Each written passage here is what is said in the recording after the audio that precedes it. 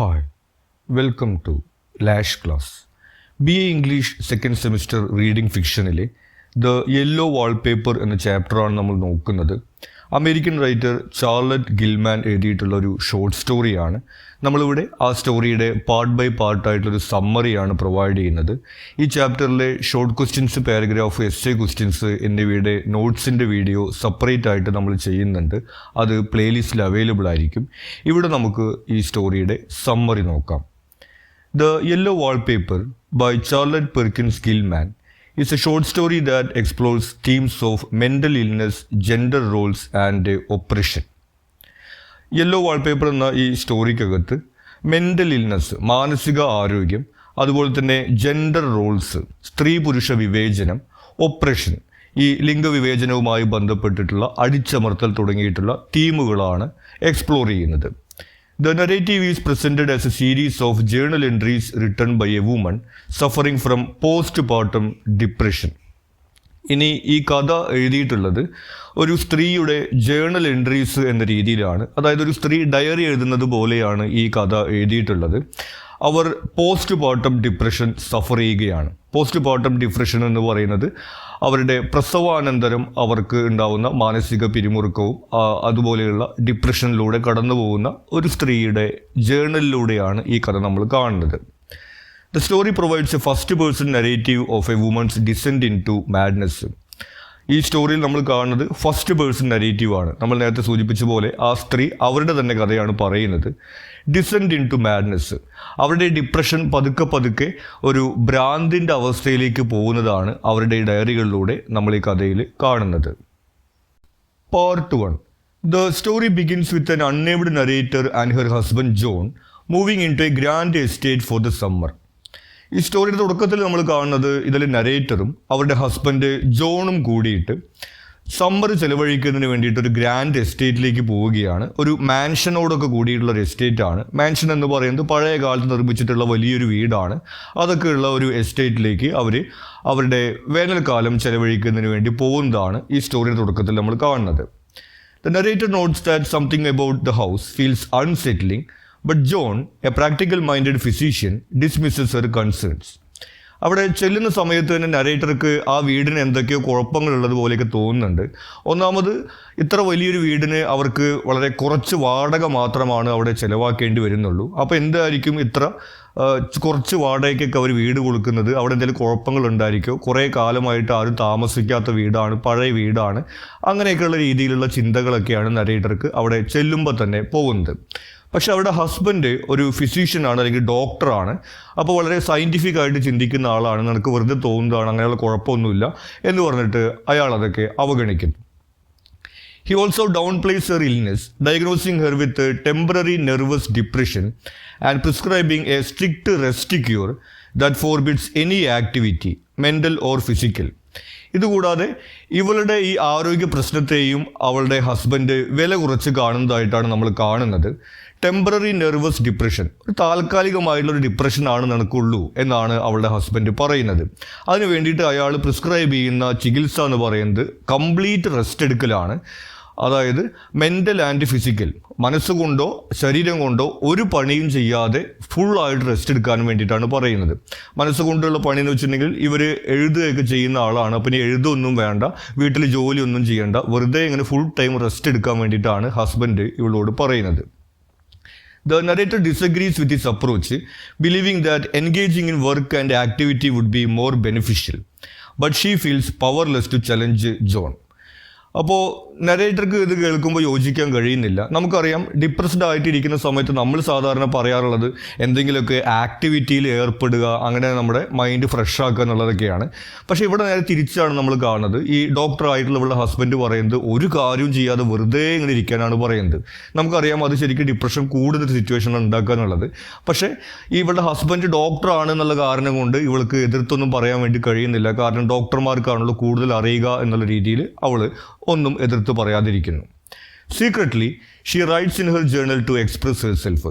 പക്ഷെ അങ്ങനെയാണെങ്കിലും ഇങ്ങനെ വെറുതെ ഇരുന്ന് മടുത്തുകൊണ്ട് അവൾ പതുക്കെ അവളുടെ ജേർണൽ എടുത്തുകൊണ്ട് അതിൽ എഴുതുകയാണ്. അങ്ങനെയാണ് അവൾ അവിടെ നടക്കുന്ന ഈ സംഭവങ്ങളൊക്കെ ഈ കഥയിൽ നമ്മൾ ഈ ജേർണലിൻ്റെ രൂപത്തിൽ വായിക്കുന്നത്. As a way of distracting herself, she describes the house and it's surroundings. അപ്പോൾ തുടക്കത്തിൽ അവളുടെ ജേർണലിൽ അവൾ എഴുതുന്നത് ആ വീടിനെ കുറിച്ചും ആ വീടിൻ്റെ ചുറ്റുപാടുമുള്ള കാര്യങ്ങളെക്കുറിച്ചൊക്കെയാണ്. നമുക്കറിയാം അവളവിടെ ഒന്നും ചെയ്യാനില്ലാതെ വെറുതെ ഇങ്ങനെ ഇരിക്കുകയാണ്. അപ്പോൾ ചുറ്റുമുള്ള കാര്യങ്ങളൊക്കെ ഇങ്ങനെ നിരീക്ഷിച്ചുകൊണ്ട് ആ വീട് ഇങ്ങനെ എത്ര റൂമുണ്ട്, അതുപോലെ അപ്പുറത്ത് ഇങ്ങനെ പറമ്പാണ് എന്നുള്ള രീതിയിലുള്ള ആ ചുറ്റുപാടൊക്കെ നിരീക്ഷിച്ചുകൊണ്ടുള്ള കാര്യങ്ങളാണ് ആദ്യത്തെ ഈ ജേർണലുകളൊക്കെ നമ്മൾ കാണുന്നത്. Although the estate has beauty, signs of neglect are evident. നല്ല സൗന്ദര്യമുള്ള ഭംഗിയുള്ള ഒരു സ്ഥലമാണ് അത്. പക്ഷേ ഒരു നെഗ്ലക്റ്റ്, കുറേ കാലമായിട്ട് ഇങ്ങനെ ഒഴിഞ്ഞു കിടക്കുന്നതിൻ്റെ ചില ലക്ഷണങ്ങളൊക്കെ അവിടെ കാണാനുണ്ടെന്ന് അവർ പറയുന്നു. The narrator wishes to stay in a room on the ground floor, but John insists on placing her in a nursery on the top floor which has barred windows and peeling yellow wallpaper. അപ്പോൾ ഈ 2 നിലയുള്ള ഈ വീട്ടിൽ താഴത്തെ നിലയിൽ നിൽക്കണം എന്നാണ് നമ്മുടെ നരേറ്റർ ആഗ്രഹിക്കുന്നത്. പക്ഷേ അവളുടെ ഹസ്ബൻഡ് പറയുന്നു ഈ 2nd ഫ്ലോറിൽ നിന്നാൽ മതി, അവിടെ ഒരു നഴ്സറിയാണ് ആക്ച്വലി മുമ്പ് ഉണ്ടായിരുന്നത്. കുട്ടികളൊക്കെ കളിക്കുന്ന, കുട്ടികളെ നോക്കുന്ന ഒരു സ്ഥലമാണ് മുമ്പ് അവിടെ ആ സ്ഥലം ഉപയോഗിച്ചിരുന്നത്. അപ്പോൾ അവിടെ റെസ്റ്റ് എടുക്കാൻ പറ്റുന്നൊരു സ്ഥലം എന്നുള്ള രീതിയിൽ അവിടെ ഒരുപാട് വിശാലമായിട്ടുള്ള സ്ഥലമാണ്, കാറ്റും വെളിച്ചമൊക്കെ ഉണ്ടെന്നുള്ള രീതിയിൽ അവിടെ നിന്നാൽ മതി എന്നാണ് ഹസ്ബൻഡ് പറയുന്നത്. ഇനി ആ റൂമിൽ ഒരു യെല്ലോ വാൾപേപ്പർ ഉള്ളതായിട്ട് അവൾ ശ്രദ്ധിക്കുന്നു. വാൾപേപ്പർ നമുക്കറിയാം ചുമരിൻ്റെ മുകളിൽ ഈ പെയിൻ്റ് അടിക്കുന്നതിന് പകരമായിട്ട് ഇങ്ങനെ ഒട്ടിച്ചു വെക്കുന്ന സംവിധാനമാണ്. അങ്ങനെ ഒരു യെല്ലോ വാൾപേപ്പർ ആ റൂമിലുള്ളത് അവളിങ്ങനെ ശ്രദ്ധിക്കുന്നു. She finds a wallpaper sickly colour and chaotic pattern disturbing. അപ്പോൾ ഈ കളർ അവൾക്ക് ഇഷ്ടപ്പെടുന്നില്ല. അതുകൂടാതെ തന്നെ വാൾപേപ്പറിൻ്റെ മുകളിൽ കുറേ പാറ്റേൺ ഒക്കെ ഉണ്ട്, കുറേ ഡിസൈൻ പോലുള്ള കാര്യങ്ങളൊക്കെ ഉണ്ട്. അതൊക്കെ കാണുമ്പോൾ അവൾക്ക് തീരെ ഇഷ്ടപ്പെടുന്നില്ല. നമുക്കിത് വേണ്ടത് മാറ്റാം എന്നൊക്കെ അവൾ ഹസ്ബൻഡിനോട് പറയുന്നുണ്ട്. ഹസ്ബൻഡ് ആണെങ്കിൽ തിരിച്ചു പറയുന്നത്, നമ്മളിവിടെ 3 മാസത്തേക്ക് നിൽക്കാൻ വേണ്ടി വന്നിട്ടുള്ളതാണ്, അവിടെ വാടക കൊടുത്തിട്ട്. അപ്പോൾ നമ്മളിപ്പോൾ അവിടെ ഈ അറ്റകുറ്റപ്പണിയൊക്കെ ചെയ്ത് പൈസ ചിലവാക്കേണ്ട ആവശ്യമൊന്നുമില്ല, 3 മാസത്തേക്കല്ലേ നീ അഡ്ജസ്റ്റ് ചെയ്യുന്നൊക്കെയാണ് ഹസ്ബൻഡ് അവളോട് തിരിച്ചു പറയുന്നത്. After 2 weeks, she grows increasingly aware of John's absence due to work and the emotional distance between them. അങ്ങനെ 1-2 ആഴ്ച കഴിയുമ്പോഴേക്കും ഇവളുടെ ഹസ്ബൻഡ് വളരെ ബിസിയാണ്. നമ്മൾ നേരത്തെ പറഞ്ഞു ഡോക്ടറാണെന്നുള്ളത്. അപ്പോൾ ഈ സീരിയസ് ആയിട്ടുള്ള കേസുകളും മറ്റൊക്കെ വരുന്ന സമയത്ത് ഈ ഹസ്ബൻഡ് കുറേ സമയം വീട്ടിലില്ല, ആൾ ജോലിയുമായി ബന്ധപ്പെട്ട് ടൗണിലാണുള്ളത്. അപ്പോൾ ഇവൾ കൂടുതൽ ഇങ്ങനെ ഒറ്റപ്പെട്ടു പോകുന്നതായിട്ട് അവളിങ്ങനെ അറിയുകയാണ്. She also becomes fixated on the wallpaper, noticing disturbing shapes within its patterns. അങ്ങനെ അവൾ അവിടെ ഇങ്ങനെ ഒറ്റയ്ക്ക് ആ റൂമിൽ തന്നെ ഇരിക്കുകയാണ്, പുറത്തൊന്നും പോവാതെ. അപ്പോൾ ആ വാൾപേപ്പറിൻ്റെ മുകളിൽ അവളിങ്ങനെ നിരീക്ഷിച്ചുകൊണ്ടിരിക്കുന്നു. അതിൽ കുറേ രൂപങ്ങളൊക്കെ ഉള്ളതായിട്ട് അവൾക്ക് ഇങ്ങനെ പതുക്കെ തോന്നി തുടങ്ങുകയാണ്. നമുക്കറിയാം നമ്മൾ പലപ്പോഴും ഈ മേഘങ്ങളൊക്കെ കാണുമ്പോൾ, അതല്ലെങ്കിൽ നിഴലുകളൊക്കെ കാണുമ്പോൾ നമുക്ക് അതിലൊരു രൂപമുള്ളത് പോലെയൊക്കെ നമുക്ക് പലപ്പോഴും തോന്നാറുണ്ട്. അതുപോലെ ഇവളിങ്ങനെ കുറേ സമയം ഈ വാൾപേപ്പറിൽ തന്നെ നോക്കിയിരിക്കുമ്പോൾ അവൾക്ക് അതിലെ ഡിസൈനുകളൊക്കെ ഓരോ രൂപങ്ങളായിട്ടൊക്കെ ഇങ്ങനെ തോന്നി തുടങ്ങുകയാണ്. She begins to believe that there is something trapped beneath the main design. അപ്പോൾ ഈ വാൾപേപ്പറിലുള്ള ഈ ഡിസൈൻ്റെ ഉള്ളിൽ എന്തോ ഒന്ന് കുടുങ്ങി കിടക്കുന്നുണ്ട്. അതിൻ്റെ ശരിക്കുള്ള മീനിങ് എന്താണ് ആ രൂപം എന്നുള്ളതൊക്കെ കണ്ടുപിടിക്കണം എന്നുള്ള രീതിയിലൊക്കെ അവളിങ്ങനെ ചിന്തിച്ചു തുടങ്ങുകയാണ്. Part 2. As time passes, the narrative's mental state deteriorates. അങ്ങനെ ദിവസങ്ങൾ കടന്നു പോകുന്നു. ഇവളുടെ മാനസിക നിലയാണെങ്കിൽ ഇങ്ങനെ പതുക്കെ മോശമായിക്കൊണ്ടിരിക്കുകയാണ്. She describes a visit from her family, but even without participating in household tasks, she finds the experience exhausting. ഇതിനിടയിൽ അവൾ വീട്ടിൽ നിന്ന് അവളെ കാണാൻ വേണ്ടി വരുന്നുണ്ട്. ആ സമയത്ത് അവൾ ഇതുപോലെ റെസ്റ്റ് എടുക്കുക തന്നെയാണ്. വീട്ടിൽ നിന്ന് ആൾ വരുന്നതിൻ്റെ ഭാഗമായിട്ട് അവളവിടെ ജോലിയൊന്നും ചെയ്യുന്നില്ല, അവർക്ക് വല്ല വിഭവങ്ങൾ ഉണ്ടാക്കി കൊടുക്കുകയും അങ്ങനെ ഒന്നും ചെയ്യുന്നില്ല, റെസ്റ്റ് തന്നെയാണ്. പക്ഷെ എന്നിട്ടും അവൾക്ക് അവിടെ ഭയങ്കര ക്ഷീണമൊക്കെ തോന്നുകയാണ്. പ്രത്യേകിച്ചും അവൾക്ക് ക്ഷീണം ഉണ്ടാവുന്നത് ഈ ഡയറി അവളിങ്ങനെ എഴുതുന്ന കാര്യം അവർ കാണുമോ, കാരണം ഇങ്ങനെ ആക്ടിവിറ്റി ഒന്നും ചെയ്യരുത്, ഇങ്ങനെ ചിന്തിക്കാനൊന്നും പാടില്ല എന്നൊക്കെയാണ് അവളോട് പറഞ്ഞിരിക്കുന്നത്. അപ്പോൾ അതൊക്കെ അവർ കണ്ടുപിടിക്കുമെന്നുള്ള കാര്യമൊക്കെയാണ്, അത് ഒളിപ്പിച്ച് വെക്കാനൊക്കെയാണ് ആ സമയത്ത് അവർ നോക്കുന്നത്. Meanwhile, John threatens to send her to Dr. Weir Mitchell, a well-known physician who supports the rest cure, which frightens her. അങ്ങനെ ഇവൾ ഹസ്ബൻഡിൻ്റെ അടുത്ത് പറയുന്നുണ്ട്, ഇങ്ങനെ അടച്ചിട്ട് ഇരുന്നിട്ട് കാര്യമില്ല, നമുക്ക് പുറത്ത് പോവാം, അവിടെ പോയിട്ട് നമുക്ക് ആളുകളെയൊക്കെ കാണാം, അങ്ങനെയൊക്കെ സമയം ചെലവഴിക്കാം, അപ്പോൾ മൈൻഡൊക്കെ ഫ്രഷ് ആവുമെന്നൊക്കെ ഇവൾ ഹസ്ബൻഡിനോട് പറയുന്നുണ്ട്. ഹസ്ബൻഡ് പക്ഷേ അത് കേൾക്കാൻ തയ്യാറാവുന്നില്ല. അപ്പോൾ ഇങ്ങനെ അവളുടെ ഈ ആരോഗ്യം മെച്ചപ്പെടാൻ കഴിയുന്നില്ലെങ്കിൽ ഒരു ഡോക്ടറുടെ അടുത്തേക്ക് അവളെ പറഞ്ഞയക്കുന്നതാണ് പറയുന്നത്. ഇവളുടെ ഹസ്ബൻഡ് ഒരു ഡോക്ടർ തന്നെയാണ്, അതല്ലാതെ വേറൊരു ഡോക്ടറുടെ അടുത്തേക്ക് പറഞ്ഞയക്കുന്നു പറയുന്നു. ഡോക്ടർ വെയർ മിച്ചൽ എന്നു പേരുള്ള ഒരാളാണ്. അയാൾ ഇതുപോലെ റെസ്റ്റ് ക്യൂർ, ഇതുപോലെ ഇങ്ങനെ ഒരു ജോലിയും ചെയ്യാൻ സമ്മതിക്കാതെ ഇങ്ങനെ റെസ്റ്റ് എടുപ്പിച്ചുകൊണ്ട് ചികിത്സിക്കുന്ന ഒരാളാണ് അയാളുടെ അടുത്തേക്ക് പറഞ്ഞേക്കുന്നു പറയുന്നു. അത് കേൾക്കുമ്പോൾ അവൾക്ക് പേടിയാവുന്നു. എന്നാൽ ഇവിടെ തന്നെ നിൽക്കുകയാണ് നല്ലതെന്നൊക്കെ അവൾ വിചാരിക്കുന്നു. ഇവിടെ നമ്മൾ മെൻഷൻ ചെയ്യേണ്ട മറ്റൊരു കാര്യം എന്ന് പറയുന്നത്, ഈ ഡോക്ടർ വെയർ മിച്ചൽ എന്ന് പറയുന്നത് ഒരു ആക്ച്വൽ ക്യാരക്ടറാണ്, ശരിക്കും ഉണ്ടായിരുന്ന ഡോക്ടറാണ്. നമ്മുടെ ഓതർ അവരുടെ ജീവിതത്തിൽ ഇതുപോലെയുള്ള ഒരു അവസ്ഥയിലൂടെ ആക്ച്വലി കടന്നു പോകുന്ന സമയത്ത് ഈ ഒരു പേരുള്ള ഡോക്ടറാണ് അവരെ ചികിത്സിച്ചിരുന്നത്. അപ്പോൾ ആ ഒരു രീതികളൊക്കെയാണ് ഈ കഥയിൽ അവരിവിടെ ആവിഷ്കരിക്കുന്നത്. She starts crying more frequently when alone and increasingly devotes herself to studying the wallpaper, lying in her bed for hours trying to decipher its patterns. അങ്ങനെ ഇവൾ പതുക്കെ കരയാനൊക്കെ തുടങ്ങുകയാണ്. അവളുടെ ഹസ്ബൻഡ് അവിടെ ഇല്ലാത്ത സമയത്ത് അവളുടെ കുട്ടിയെ നോക്കുന്നത് അവളുടെ ഹസ്ബൻഡിൻ്റെ സിസ്റ്ററാണ്. പക്ഷേ അവർ ഇവളുടെ റൂമിലേക്കൊന്നും വരുന്നില്ല. കാരണം ഇവൾ റെസ്റ്റ് എടുക്കുകയാണല്ലോ എന്നുള്ള രീതിയിൽ. ഇവളാണെങ്കിൽ ഇങ്ങനെ ഒറ്റയ്ക്ക് ഇരുന്നിട്ട് ഇങ്ങനെ ഇടയ്ക്ക് കരയാനൊക്കെ ആരംഭിക്കുന്നു. പിന്നെ അതുകൂടാതെ അവൾ ചെയ്യുന്നത് ആ വാൾപേപ്പർ നോക്കിയിട്ട് അതിലുള്ള പാറ്റേൺ എന്താണ്, ആ രൂപം എന്താണ് എന്നുള്ളതൊക്കെ നോക്കുക എന്നുള്ള കാര്യങ്ങളൊക്കെയാണ് അവൾ ചെയ്യുന്നത്. She reflects on how John infantilises her. ഇതുകൂടാതെ ജോൺ ഇവളെ ഒരു ചെറിയ കുട്ടിയെ പോലെയാണ് കണക്കാക്കുന്നത് എന്നുള്ള കാര്യമൊക്കെ ഇവൾ എഴുതുന്നുണ്ട്. ഇവളുടെ ആരോഗ്യത്തെക്കുറിച്ച് പറയുമ്പോഴോ അതുപോലെ വല്ല സജഷനൊക്കെ പറയുന്ന സമയത്ത് ഇവൾ ചെറിയൊരു കുട്ടിയാണ്, ഒന്നും അറിയാത്ത കുട്ടിയാണെന്നുള്ള രീതിയിലേക്കാണ് ഹസ്ബൻഡ് ഇവളോട് പെരുമാറുന്നത് എന്നുള്ള കാര്യമൊക്കെ അവൾ അവിടെ ഡിസ്ക്രൈബ് ചെയ്യുന്നു. Yet she takes some comfort in the fact that he has placed her in this room rather than their baby, whom she believes would not withstand its psychological torment. പിന്നെ അവൾ ആശ്വാസം കണ്ടെത്തുന്ന ഒരു കാര്യം എന്ന് പറയുന്നത്, തുടക്കത്തിൽ അവളുടെ ആഗ്രഹം എന്ന് പറയുന്നത് താഴത്തെ നിലയിൽ അവിടെ റെസ്റ്റ് ചെയ്യണം എന്നുള്ളതായിരുന്നു. ഇപ്പോൾ അവൾ കരുതുന്നത് ഞാനിവിടെ ഈ മുകളിലത്തെ നിലയിലേക്ക് വന്നത് നന്നായി, കാരണം കുട്ടി ഇപ്പോൾ താഴത്തെ നിലയിലാണ് ഉള്ളത്.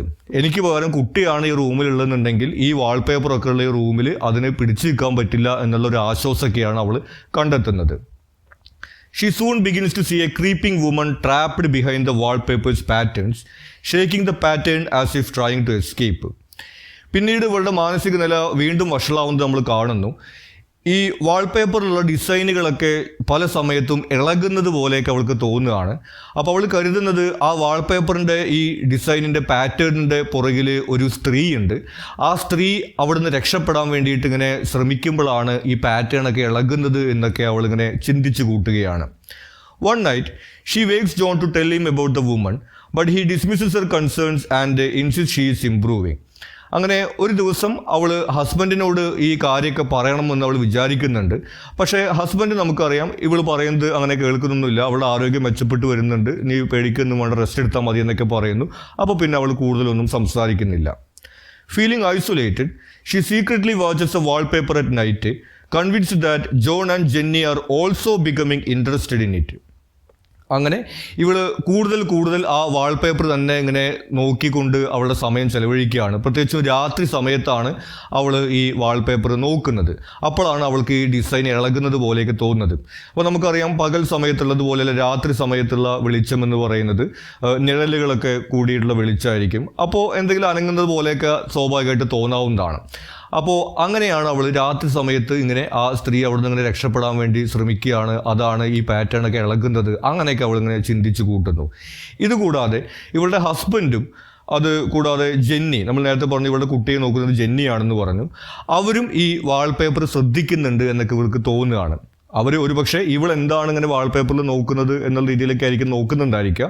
പക്ഷേ എനിവേ ഇവൾ ചിന്തിക്കുന്നത് ഇവൾക്ക് മാത്രമൊന്നല്ല ഇങ്ങനെ തോന്നുന്നത്, അവർക്കും ഇതുപോലെയൊക്കെ തോന്നുന്നുണ്ടായിരിക്കും, അതുകൊണ്ടാണ് അവരും വാൾപേപ്പർ നോക്കുന്നതെന്നൊക്കെ ഇവളിങ്ങനെ ചിന്തിക്കുന്നു. Then fearing that someone else will unlock its secrets before her, she grows possessive over the wallpaper. അപ്പോൾ അവൾ വിചാരിക്കുന്നത് ഈ വാൾപേപ്പറിൻ്റെ പാറ്റേൺ എന്താണ്, അതിനുള്ളിൽ ഒളിച്ചിരിക്കുന്നത് എന്താണെന്നുള്ള കാര്യമൊക്കെ അവളേക്കാൾ മുമ്പ് അവർ കണ്ടുപിടിക്കുമെന്നാണ്. അപ്പോൾ അവർ കണ്ടുപിടിക്കുന്നതിന് മുമ്പ് തനിക്കിത് കണ്ടുപിടിക്കണം എന്നുള്ള ആ ഒരു പൊസസീവ്നെസ് അവൾക്ക് വരുന്നു. അങ്ങനെ അവൾ കൂടുതൽ സമയം ആ വാൾപേപ്പറിൽ തന്നെ ഇങ്ങനെ നോക്കിയിരിക്കുന്ന ഒരവസ്ഥയിലേക്ക് വരുന്നു. Part 3. The narrator's obsession with the wallpaper consumes her completely. പിന്നീട് ദിവസങ്ങൾ കഴിയുമ്പോഴേക്കും അവൾക്ക് അവിടുന്ന് 3 മാസത്തേക്കാണ് വന്നിട്ടുള്ളത്, തിരിച്ചു പോകാറുള്ള സമയമൊക്കെ അടുത്തുകൊണ്ടിരിക്കുകയാണ്. അപ്പോഴേക്കും അവൾ മുഴുവനായിട്ടും ആ വാൾപേപ്പറിൻ്റെ ആ ഒരു ലോകത്തേക്ക് പോയതുപോലെയാവുകയാണ്. She detects a strange lingering odor throughout the house, which she calls a yellow smell. ആ വീട്ടിൽ എന്തോ ഒരു പ്രത്യേകമായിട്ടുള്ളൊരു സ്മെല്ലൊക്കെ ഉണ്ട് എന്ന് അവൾക്ക് തോന്നുകയാണ്. ആ വാൾപേപ്പറിൽ നിന്നാണ് ആ സ്മെല്ല് വരുന്നത് എന്ന് അവൾ പറയുന്നു. എന്നിട്ട് അതിനെ അവൾ യെല്ലോ സ്മെല്ല് എന്നൊക്കെയാണ് വിളിക്കുന്നത്. She believes the woman behind the patterns escapes during daytime and creeps around outside, just as she herself has taken to creeping inside the room. പിന്നെ അവൾക്ക് തോന്നുന്നൊരു കാര്യം, പകൽ സമയത്ത് ആ വാൾപേപ്പറിൻ്റെ ഉള്ളിലുള്ള സ്ത്രീ പുറത്തേക്ക് പോകുന്നുണ്ട്, അവിടെ ഇങ്ങനെ ക്രീപ്പ് ചെയ്യുകയാണ്, ഇങ്ങനെ ഇഴഞ്ഞു നടക്കുകയാണ് ചെയ്യുന്നത്. രാത്രിയാണ് അതിങ്ങനെ പുറത്തു വരാൻ പറ്റാതെ അതിൻ്റെ ഉള്ളിൽ ഇങ്ങനെ നിൽക്കുന്നത് എന്നൊക്കെയാണ് അവൾ ചിന്തിക്കുന്നത്. അപ്പോൾ ഇതിനോടകം അവളും ഇതുപോലെ ആ മുറിക്കകത്ത് ഇങ്ങനെ ഇഴഞ്ഞു നടക്കുന്ന ഒരു സ്വഭാവത്തിലേക്കൊക്കെ വന്നിട്ടുണ്ടായിരിക്കും. Determined to free the trapped figure she begin staring at the wallpaper. അങ്ങനെ ആ വാൾപേപ്പറിനകത്ത് കുടുങ്ങിക്കിടക്കുന്ന ആ സ്ത്രീയെ രക്ഷിക്കണം എന്നൊക്കെ വിചാരിച്ചുകൊണ്ട് അവൾ ആ വാൾപേപ്പറൊക്കെ ഇങ്ങനെ കീറിക്കളയാൻ വേണ്ടി നോക്കുകയാണ്. On their final day at the estate, the narrator waits until night time and then frantically removes as much wallpaper as she can. അങ്ങനെ 3 മാസം കഴിയുകയായി. അവിടെ അവസാനത്തെ ദിവസമാണ്. പിറ്റേ ദിവസം അവിടെ നിന്ന് പോകാൻ വേണ്ടി നിൽക്കുകയാണ്. അന്ന് രാത്രി ഇവിടുന്ന് പോകുന്നതിന് മുമ്പ് എങ്ങനെയെങ്കിലും ആ വാൾപേപ്പറിനുള്ളിലത്തെ സ്ത്രീയെ രക്ഷിക്കണം എന്ന് കരുതിക്കൊണ്ട് അവൾ ആ വാൾപേപ്പറൊക്കെ ആകെ കീറിപ്പറിച്ച് കളയാൻ വേണ്ടി ശ്രമിക്കുകയാണ്. Jenny sees a damage in the morning but does not stop her. പിറ്റേ ദിവസം രാവിലെ ജെന്നി റൂമിലേക്ക് വരുന്ന സമയത്ത് ആ വാൾപേപ്പറൊക്കെ ഇങ്ങനെ കീറി കിടക്കുന്നത് കാണുന്നുണ്ട്. പക്ഷെ അവളത് കാര്യമായിട്ട് എടുക്കുന്നില്ല. കാരണം ഇവിടേക്ക് വന്ന സമയത്ത് തന്നെ നമ്മുടെ നരേറ്റർ പറഞ്ഞിരുന്നു ഈ വാൾപേപ്പർ അവർക്ക് ഇഷ്ടമല്ല എന്നുള്ളത്. അപ്പോൾ അത് കാരണം കൊണ്ടായിരിക്കും ഇത് സീരിയസ് ആയിട്ട് എടുക്കുന്നില്ല. After Jenny leaves, the narrator locks the door, throws the key out the window and continues ripping at the paper, even biting the bed out of frustration. Jenny അങ്ങനെ റൂമിൽ വന്ന് പുറത്തു പോയതിനു ശേഷം അവൾ റൂമിൻ്റെ വാതിൽ അടച്ച് പൂട്ടിയിടുകയാണ്, ഇനി ആരും അങ്ങോട്ട് വരണ്ട എന്നുള്ള രീതിയിൽ. എന്നിട്ട് താക്കോൽ അവൾ ജനലിലൂടെ പുറത്തേക്ക് എറിയുന്നു. എന്നിട്ട് അവൾ ആ വാൾപേപ്പർ മുഴുവൻ കീറിക്കളയാൻ വേണ്ടിയുള്ള ശ്രമമാണ് നടത്തുന്നത്. അവൾ ആ ബെഡ് അവിടെ നിന്ന് നീക്കിയിടാൻ വേണ്ടി ശ്രമിക്കുന്നു. കാരണം വാൾപേപ്പറിൻ്റെ മുകളിലേക്ക് അവൾക്ക് കൈയെത്തുന്നില്ല, അപ്പോൾ ഉയരത്തിൽ നിൽക്കാൻ വേണ്ടിയിട്ട്. പക്ഷെ ബെഡ് നീക്കാൻ പറ്റാതാവുമ്പോൾ അവൾക്ക് ഫ്രസ്ട്രേഷൻ ആയിട്ട് അവൾ ബെഡ് കടിച്ച് ബെഡിൻ്റെ ഒരു കഷ്ണം എടുക്കുകയൊക്കെ ചെയ്യുന്നുണ്ട്. അങ്ങനെ ആകെ പരിഭ്രാന്തിയുള്ള ഒരു അവസ്ഥയിലാണ് അവൾ ആ സമയത്ത് നമ്മൾ കാണുന്നത്. She sees more creeping women outside and wonders if they too had once been trapped like her. ഇനി ഈ ജനലിന് പുറത്ത് നോക്കുന്ന സമയത്ത് കുറേ സ്ത്രീകൾ ഇങ്ങനെ ഇഴഞ്ഞഴിഞ്ഞ് പോകുന്നുണ്ട്, ഈ വാൾപേപ്പറിനുള്ളിലത്തെ സ്ത്രീകളെ പോലെ. അവരും ഇതുപോലെയൊക്കെ തന്നെയാണോ, ഇതിന് രക്ഷപ്പെട്ട ആളുകളാണോ എന്നൊക്കെ അവളിങ്ങനെ ചിന്തിച്ചു കൂട്ടുകയാണ്. അതായത് നമുക്കിവിടെ കാണാൻ വേണ്ടി കഴിയുന്നത് ആ ഒരു ഹലൂസിനേഷൻ്റെ ഒരു സ്റ്റേജിലേക്കൊക്കെ അവളുടെ മാനസിക നില എത്തിയിട്ടുണ്ട്. അവൾ ഇല്ലാത്ത കാഴ്ചകളൊക്കെ കാണുന്ന അവസ്ഥയിലേക്കൊക്കെ എത്തിയിരിക്കുന്നു. John returns and finds the door locked. അങ്ങനെ ഇവളുടെ ഹസ്ബൻഡ് ജോൺ അന്ന് തിരിച്ചു വരുന്ന സമയത്ത് ഈ ഡോർ അടച്ചിരിക്കുകയാണെന്നുള്ള കാര്യം മനസ്സിലാക്കുന്നു. The narrator tells him where the keys but refuses to open the door herself. അപ്പോൾ അയാൾ ഇങ്ങനെ തുറക്കാൻ വേണ്ടിയിട്ടൊക്കെ വിളിച്ചു പറയുന്നുണ്ട്. അപ്പോൾ ഇവള് പറയുന്നുണ്ട് താക്കോലി ഞാൻ ജനലിലേക്ക് കൂടെ താഴത്തേക്ക് ഇട്ടിക്കുകയാണ്, അവിടെ പോയിട്ട് എടുക്കാൻ പറ്റുമെന്ന് പറയുന്നു. അപ്പോൾ ഇവള് ആദ്യം ഇങ്ങനെ പറയുമ്പോൾ സ്വാഭാവികമായിട്ടും ഹസ്ബൻഡ് വിശ്വസിക്കുന്നില്ല. ആളിങ്ങനെ വാതിൽ പൊളിക്കാനൊക്കെയുള്ള ശ്രമമൊക്കെ നടത്തുന്നുണ്ട്. ഇവള് വീണ്ടും ഇങ്ങനെ പറയുന്നു താക്കോല് ജനലിൽ കൂടെ പുറത്തേക്ക് ഇട്ടുണ്ടെന്ന് പറയുന്നു. അങ്ങനെ അവൾ ആ റൂമിൽ ഇങ്ങനെ ഈ വാൾപേപ്പർ കീറുന്ന ആ ഒരു പ്രവൃത്തിയൊക്കെ ഇങ്ങനെ തുടർന്നുകൊണ്ടിരിക്കുകയാണ്. When he finally enters, he is horrified to see her crawling around the room, her shoulder following the streak on the wallpaper. ഇനി അവളുടെ ഹസ്ബൻഡ് താക്കോലൊക്കെ എടുത്തുകൊണ്ട് വന്ന് വാതിൽ തുറക്കുന്ന സമയത്ത് കാണുന്ന കാഴ്ച, ഇവളിങ്ങനെ നിലത്തുകൂടെ ഇങ്ങനെ ഇഴയുകയാണ്. ആ ചുമരിൽ വാൾപേപ്പറിനോട് ചേർന്നുകൊണ്ട് അവളിങ്ങനെ നിലത്തുകൂടെ ഇങ്ങനെ കിടന്ന് ഇഴയുന്ന ഒരു രംഗമാണ് അയാൾ കാണുന്നത്. She declares that she has finally got out at last, despite his attempts to confine her. അങ്ങനെ ആ വാൾപേപ്പറിനകത്ത് പൂട്ടിയിടാനുള്ള ശ്രമമൊക്കെ അതിജീവിച്ചിട്ട് അവസാനം അവൾ അതിനുള്ളിൽ നിന്ന് രക്ഷപ്പെട്ടു എന്നൊക്കെയാണ് അവളിങ്ങനെ വിളിച്ചു പറയുന്നത്. Shocked, John faints, and the narrator, now completely detached from reality, continues creeping over his unconscious body, fully identifying with the woman she believed was trapped in the wallpaper. അപ്പോൾ ഇവളിങ്ങനെ നിലത്ത് കൂടെ ഇങ്ങനെ കിടന്ന് ഇഴയുകയും പരസ്പര ബന്ധമില്ലാതെ സംസാരിക്കുന്നതൊക്കെ കേൾക്കുന്ന സമയത്ത് അവളുടെ ഹസ്ബൻഡ് അവിടെ ബോധം കെട്ട് വീഴുന്നു. ഹസ്ബൻഡ് ബോധം കെട്ട് വീണിട്ടും അവൾക്ക് മാറ്റമൊന്നുമില്ല. അവൾ പൂർണ്ണമായിട്ടും റിയാലിറ്റിയിൽ നിന്ന് വിട്ടുപോയിരിക്കുന്നു. അവൾ അവിടെ ബോധം കെട്ട് കിടക്കുന്ന ഹസ്ബൻഡിൻ്റെ മുകളിൽ കൂടെയൊക്കെ ആ റൂമിൽ ഇങ്ങനെ ആകെ ഇങ്ങനെ ഇഴഞ്ഞു നടക്കുകയാണ്. അവളെ സംബന്ധിച്ചിട്ട് ഇപ്പോൾ ആ വാൾപേപ്പറിൻ്റെ ഉള്ളിൽ ഒരു സ്ത്രീ ഉണ്ടായിരുന്നു എന്നുള്ള ചിന്ത മാറിയിട്ട് ആ വാൾപേപ്പറിൻ്റെ ഉള്ളിലുണ്ടായിരുന്ന സ്ത്രീ അവളാണ് എന്നുള്ള രീതിയിലാണ് അവൾ ചിന്തിക്കുന്നത്. അവൾ ഐഡൻറ്റിറ്റി തന്നെ ആകെ മാറിയിട്ട് ആ വാൾപേപ്പറിൻ്റെ ഉള്ളിലുള്ള സ്ത്രീ ആയിരുന്നു അവളിപ്പോൾ വാൾപേപ്പറിൻ്റെ ഉള്ളിൽ നിന്ന് പുറത്തു വന്നതാണ് എന്നുള്ള രീതിയിലേക്ക് ഇങ്ങനെ ഭ്രാന്തമായിട്ടുള്ളൊരു അവസ്ഥയിലാണ് അവളുള്ളത്. അപ്പോൾ ഇതാണ് നമ്മൾ ഈ സ്റ്റോറിയിൽ കാണുന്നത്. ഇവിടെ നമുക്ക് ഇമ്പോർട്ടൻ്റ് ആയിട്ട് പറയേണ്ട കാര്യം എന്ന് പറയുന്നത്, ഇവൾക്ക് ഡിപ്രഷൻ വന്ന ഒരു സമയത്ത് ഇങ്ങനെ പുറത്തൊന്നും പോകേണ്ട, ഒരു ജോലിയും ചെയ്യേണ്ട എന്ന് പറഞ്ഞിട്ട് ഇങ്ങനെ അടച്ചിട്ടിരിക്കുന്ന ഒരു അവസ്ഥയാണ് ഉണ്ടായിരുന്നത്. റെസ്റ്റ് എന്നുള്ള പേരിൽ നമുക്കറിയാം. അപ്പോൾ ആ ഒരു കാര്യവുമായിട്ട് നമുക്ക് ഈ വാൾപേപ്പറിനകത്ത് ഒരു സ്ത്രീ ഉണ്ട് എന്നുള്ള കാര്യം കണക്ട് ചെയ്യാൻ വേണ്ടി സാധിക്കും. സത്യത്തിൽ ഇവളുടെ അതേ അവസ്ഥ തന്നെയാണ് അവൾ അവിടെ ഈ മനസ്സിൽ സങ്കല്പിച്ച് കൂട്ടുന്നത്. കാരണം എങ്ങോട്ടും പോകാൻ കഴിയാതെ ഇങ്ങനെ അടച്ചിട്ടിരിക്കുന്ന ഒരു അവസ്ഥയാണ്. ആ ഒരു അവസ്ഥയാണ് അവൾ വാൾപേപ്പറിൻ്റെ അകത്ത് ഇങ്ങനെ ഒരു സ്ത്രീ ഉണ്ട് എന്നതിലേക്കൊക്കെ ചിന്തിക്കുന്നതിനും അവൾ ഇങ്ങനെ ആ ഒരു വാൾപേപ്പറിൻ്റെ അകത്തുള്ള സ്ത്രീ ആണെന്ന് ചിന്തയിലേക്ക് നയിക്കുന്നത്. അപ്പോൾ ഈ സ്റ്റോറിയുടെ തീം നമ്മൾ നേരത്തെ പറഞ്ഞതുപോലെ തന്നെ ഈ കഥ എഴുതപ്പെടുന്നത് 1892 അപ്പോൾ ഈ പ്രസവാനന്തരമുള്ള പോസ്റ്റ്മോർട്ടം ഡിപ്രഷൻ, സ്ത്രീകളുടെ മാനസിക ആരോഗ്യം തുടങ്ങിയ കാര്യങ്ങളെ കുറിച്ചിട്ടൊന്നും കാര്യമായിട്ട് അറിവുകളൊന്നും ഇല്ലാത്ത ഒരു പുരുഷ കേന്ദ്രീകൃത സമൂഹം എന്ന് തന്നെ നമുക്ക് പറയാം. അപ്പോൾ സ്ത്രീകൾ ഇതുപോലെ മാനസികാരോഗ്യവുമായി ബന്ധപ്പെട്ടുകൊണ്ട് എന്ത് തന്നെ പറഞ്ഞു കഴിഞ്ഞാലും റെസ്റ്റ് എടുക്കുക എന്നുള്ള രീതിയിലുള്ള ചികിത്സയാണ് അന്ന് ഉണ്ടായിരുന്നത്. അതിപ്പോൾ ഈ പോസ്റ്റ്മോർട്ടം ഡിപ്രഷൻ ആണെങ്കിലും അതുപോലെ തന്നെ PMSing ആണെങ്കിലും നമുക്ക് ഈ പീരീഡുമായിട്ട് ബന്ധപ്പെട്ടിട്ടുള്ള ഈ ഒരു ഡിപ്രഷൻ്റെ കേസിലാണെങ്കിലും ഈ മാനസിക ആരോഗ്യത്തിനോ അല്ലെങ്കിൽ ഈ ഡിപ്രഷനോ ഒന്നും വലിയ പ്രാധാന്യം കൊടുക്കാതെ റെസ്റ്റ് എടുക്കുക എന്ന് മാത്രം പറഞ്ഞുകൊണ്ടിരിക്കുന്ന ഒരു ചികിത്സാ രീതിയാണ് ആ കാലഘട്ടത്തിൽ ഉണ്ടായിരുന്നത്. അതുകൂടാതെ തന്നെ ഇങ്ങനെ എവിടെയും പോകാതെ ഇങ്ങനെ സ്ത്രീകളെ ഇങ്ങനെ അടച്ചിട്ടിരിക്കുന്ന ആ ഒരു കാലഘട്ടത്തിലുള്ള ജെൻഡർ ഒപ്രഷനും ഒക്കെ എതിർക്കുന്ന തരത്തിലുള്ള ഒരു സ്റ്റോറി ആയിട്ടാണ് നമ്മളിത് കാണുന്നത്. അപ്പോൾ ഇത്രയാണ് നമുക്ക് ഈ സ്റ്റോറിയുടെ സമ്മറിയിൽ വരുന്നത്. നേരത്തെ പറഞ്ഞതുപോലെ ഈ ചാപ്റ്ററിലെ short questions, paragraph, essay questions എന്നിവയുടെ നോട്ട്സിൻ്റെ വീഡിയോ സെപ്പറേറ്റ് ആയിട്ട് നമ്മൾ ചെയ്യുന്നുണ്ട്. അത് പ്ലേലിസ്റ്റിൽ അവൈലബിൾ ആയിരിക്കും. നിങ്ങൾക്ക് മറ്റെന്തെങ്കിലും സംശയങ്ങളോ സജഷൻസോ ഉണ്ടെങ്കിൽ നിങ്ങൾ കമൻറ്റ് ചെയ്യുക. കൂടാതെ ചാനൽ നിങ്ങളൊരു സബ്സ്ക്രൈബ് ചെയ്തിട്ടില്ലെങ്കിൽ സബ്സ്ക്രൈബ് ചെയ്യുക. Thank you.